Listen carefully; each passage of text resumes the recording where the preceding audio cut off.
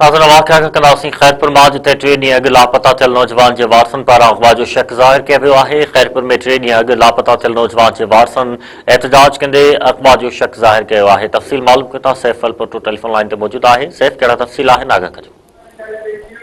जी, खैरपुर के A section थाने की हद टपाली घीटे जो रहवासी 28 साल नौजवान दर्शन कुमार पुट किशन चंद गुज़रियल 3 ॾींहंनि खां लापता है। वारसन पारां अगवा जो शक ज़ाहिर किया वियो आहे। इन सिलसिले में लापता नौजवान के भाउ जगदीश कुमार जो चवण है त दर्शन दर्शन दर्शन कुमार गुज़रियल 3 ॾींहंनि खां लापता है। जो घर जो सामान वठण लाइ निकितो हुयो, जंहिंजो माइटनि मिटनि खां भी मालूम किया है, पर संदसि को भी पतो न पइजी सघियो आहे। जॾहिं त दर्शन की गुमशुदगी बाबत ए सेक्शन थाने ते भी पिण इतला ॾिनो आहे। उनजो चवण हो त असांजी कंहिं सां भी काई क़िस्म की काई दुश्मनी न आहे।